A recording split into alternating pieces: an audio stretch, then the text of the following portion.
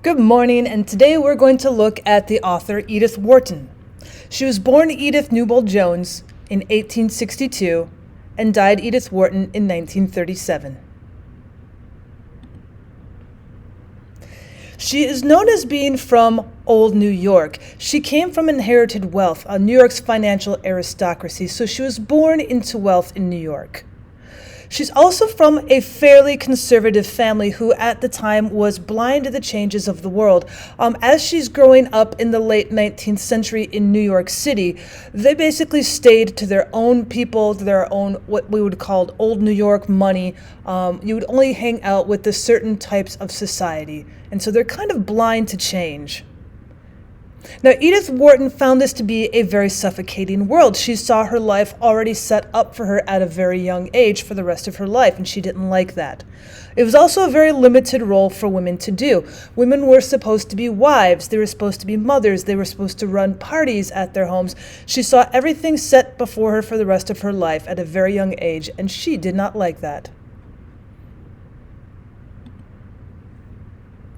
So when we think of some of the different types of short stories and novels that she wrote, a lot of times we take a look at her real life. For example, her drawing room might have been Lucretia Jones's drawing room.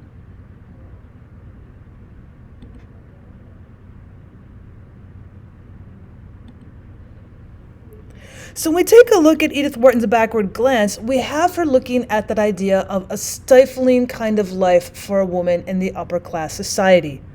She wrote, "I have often sighed in looking back at my childhood, to think how pitiful provision was made for the life of the imagination behind those uniform facades.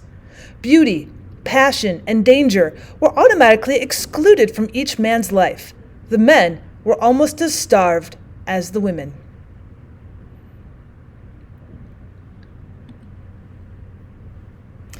But in 1885, she does what is expected of her, and she marries Edward Wharton.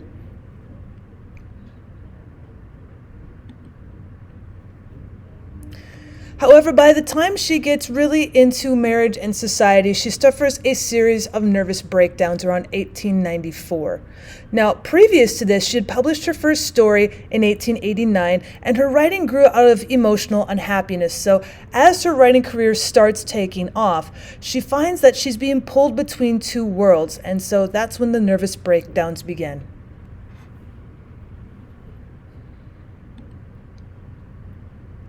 And here we have a picture of the young Edith Wharton as a young society matron.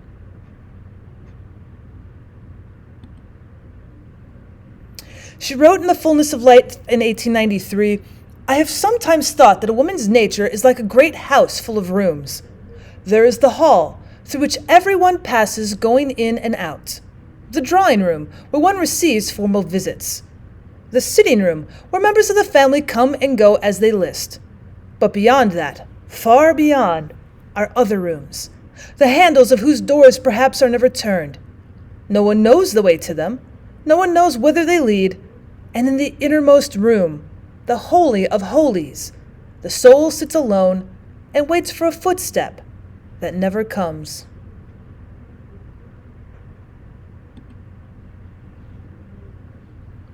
She also has in Edith Wharton's biography, "None of my relations ever spoke to me of my books, either to praise or to blame.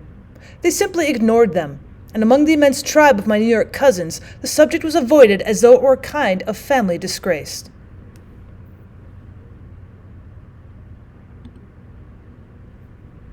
But she does have a fairly well-to-do life, and life at the Mount was at least quite pleasant.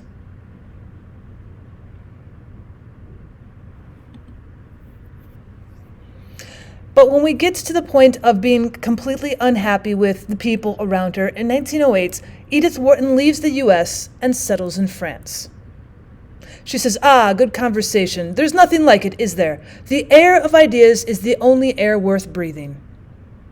And she wrote in Age of Innocence, "The real loneliness is living among all these kind people who only ask one to pretend."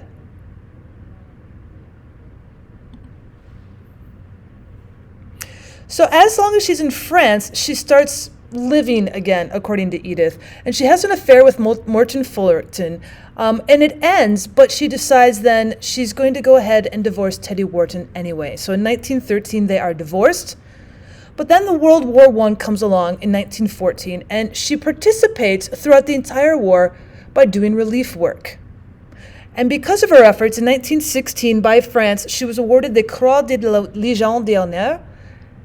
And then she has her last final years where she begins writing on her own and living independently on her own.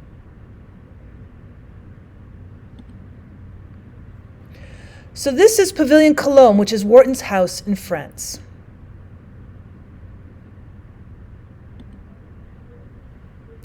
Not that she didn't go back to the United States quite often to visit family and friends and to work, because in 1923 she received an honorary doctorate from Yale University. However, she will spend the rest of her life living in France, and she dies in France in 1937.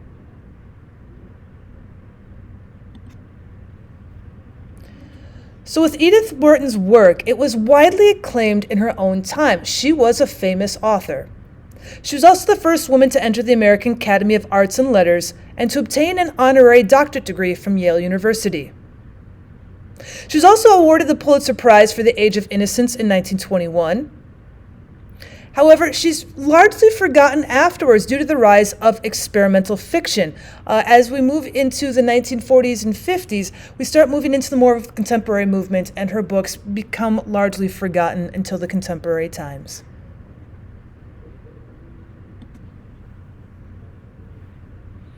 So what about her reputation? Well, after her death, derogatory images of Edith Wharton in the 1930s and 40s start getting published. The only time we see her is this very conservative, cold, snobbish, rigid-looking old woman.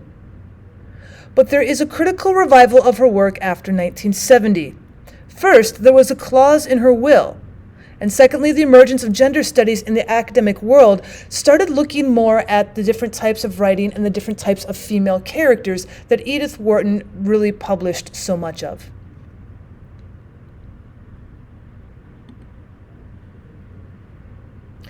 So when we start looking at her hidden archives, her actual journals, nonfiction pieces, we find out that she finally did have a lover in France, Morton Fullerton, that she had kept a diary, that she was a woman of strong passions and qualities.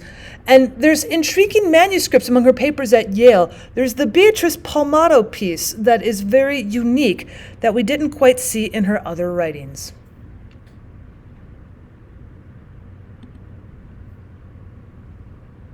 With her literary output, we start off with Edith Wharton's The Decoration of Houses, her very first book in the 1800s. Now, it anticipates Wharton's view of houses as metaphors for their identity. It also expresses her strong rejection of the surroundings in which she grew up and her preference for European settings.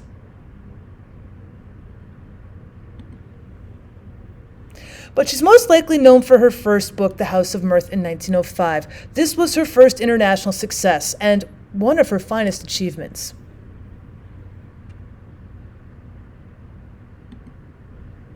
Now, The House of Mirth tells the story of Lily Bart, a woman who is torn between her desire for luxurious living and a relationship based on mutual love.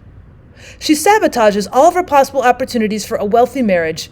She loses the esteem of her social circle and dies young, poor, and alone. Now, the story is set in the Gilded Age of the late 19th century in America and explores the ruthless world of the new tycoons and of the very rich.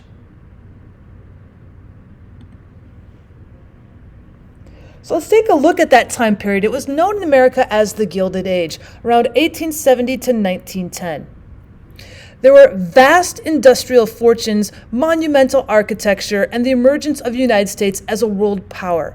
However, the Gilded Age was also an era of enormous poverty. There were very few people who lived with these fortunes and monumental architectures. Most of the United States was just trying to get by.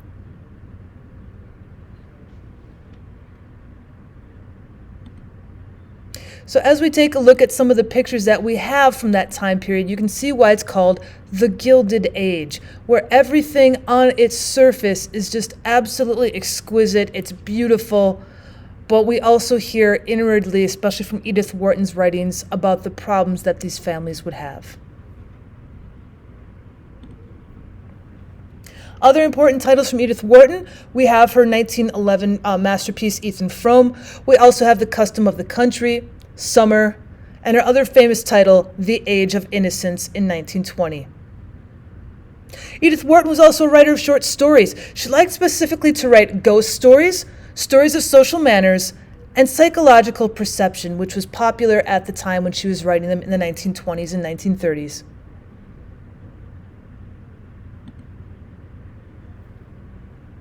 So another one of her famous titles besides the House of Mirth would be The Age of Innocence. It revisits the old New York of Wharton's childhood. It balances the positive and the negative sides of that world, and it tackles topics such as duty versus the desire of somebody, the individual versus society, and the quest for freedom.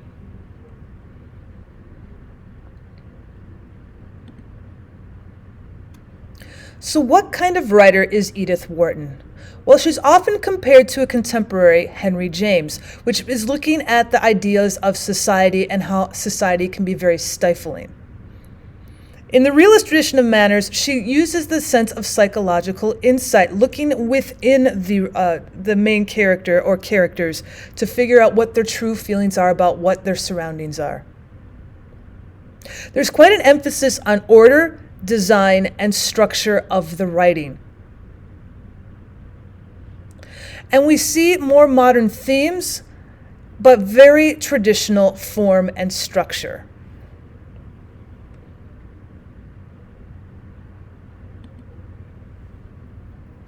So again, we're going to kind of bring us back to the beginning, the idea of old New York. It is a social satire of that privileged society that Edith Wharton writes about. She explores the positive and the negative qualities of her old New York, the idea of a sense or a lack of morality, how education is not really needed, the sense of taste, whether it's in fashion or in parties or any kind of things in your social circles. But it also shows their prejudice, how oppressive this society is, and how provincial, how they only care about the people that surround them immediately. There's also the sense of old New York versus the new millionaires as we start getting into the 20th century and quote-unquote new money comes along from people who've worked hard and earned it. The old New York society doesn't want to let this newer millionaire society in. Now the new rich are energetic, but they're also depicted as being vulgar and ruthless. They don't understand the old rules of society.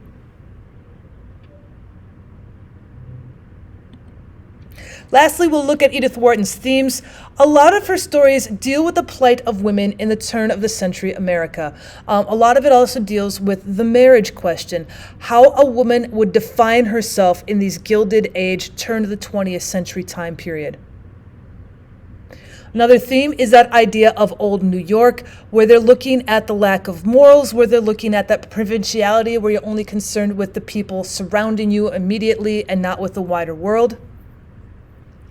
There's the clash between the longings of the individual and the constraints of society. Again, a lot of her characters are female, so when we look at what the rest of society expects from a female, that they're expected to get married into a family of wealth or of honor or of duty. They're supposed to have children. They're supposed to throw balls. There's that clash between what is expected of them and what the individual wants.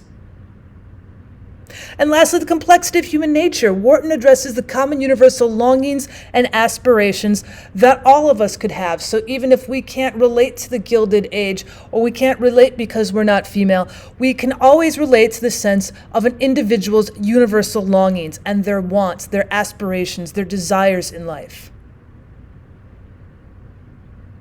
Thank you so much for stopping by to learn about Edith Wharton, the American author. If you'd like to learn more about her stories, like perhaps The House of Mirth, The Age of Innocence, Frome, please check out my channel or let me know down in the comments what more you'd like to learn about her. And as always, I'd appreciate it if you subscribed.